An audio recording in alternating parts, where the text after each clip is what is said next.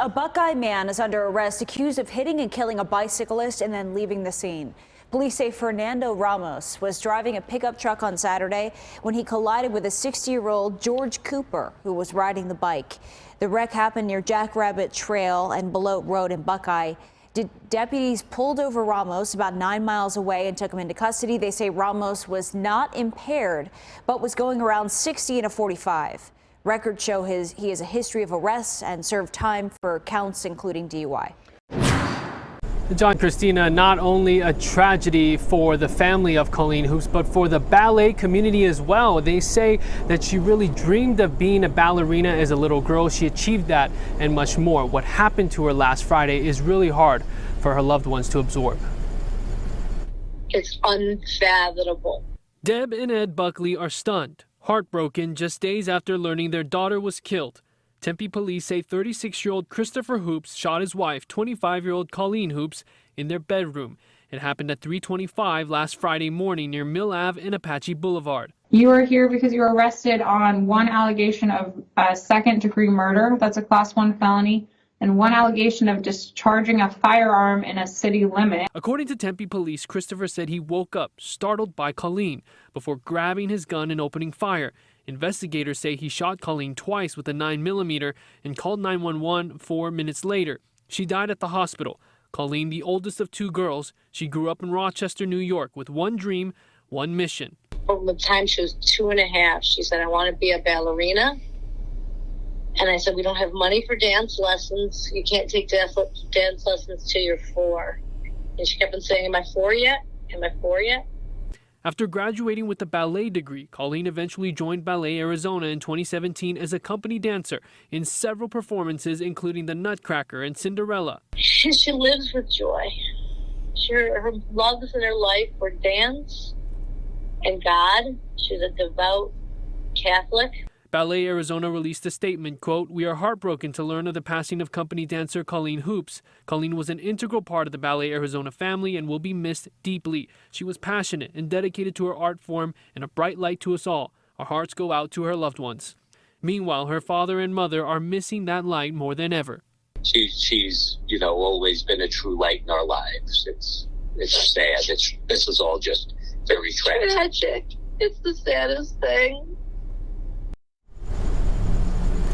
And Colleen's parents say they hope to start a ballet scholarship in her name. Meanwhile, Christopher Hoops was booked into jail with a $750,000 secured bond, but it appears he is now out of jail custody. We did go to his home, knock on his door to see if he'd like to comment, but no one came to respond at the home. John, Christina.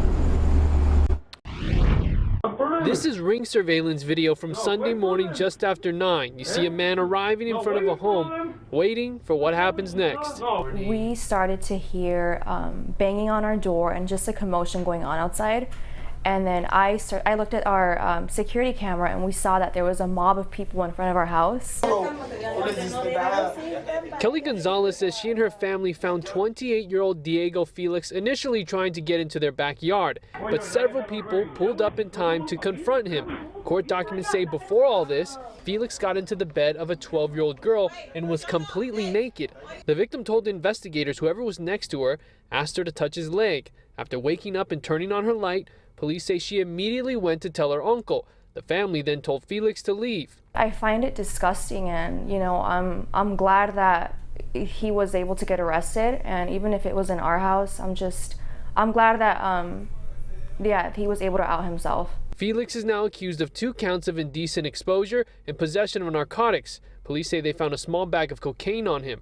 During his interview with Phoenix PD, documents say Felix had been drinking and his socks were found in the victim's room. He told police he, quote, "made a mistake, and if he has to pay for it, he will." It brings us to a shock, honestly, because we've never had anything even remotely similar to this happen before, where we had somebody trespass not only our house but our backyard.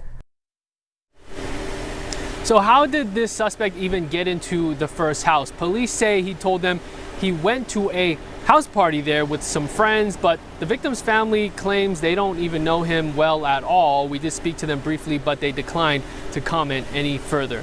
Live in Phoenix, Justin Lum, Fox 10 News. In the meantime, a father under arrest accused of child abuse after police say he left his 2 young children in a car that was parked outside a local casino. That's Keo Buncher, and he was arrested after he allegedly left that 5-year-old and 2-year-old inside a parked car at Casino, Arizona. This happened Thursday. The high that day was over 100 degrees. Police tell us that he was trying to gamble in order to pay for rent. Now facing 2 separate charges, his bond set at $5,000.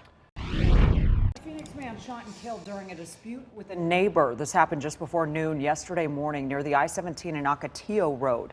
Phoenix police say it started out as some type of argument over noise, but then both men pulled their guns. A 33-year-old man was shot. He was found in his apartment. We're told he died at the hospital. Police detained the shooter, but so far we're told no arrests have been made.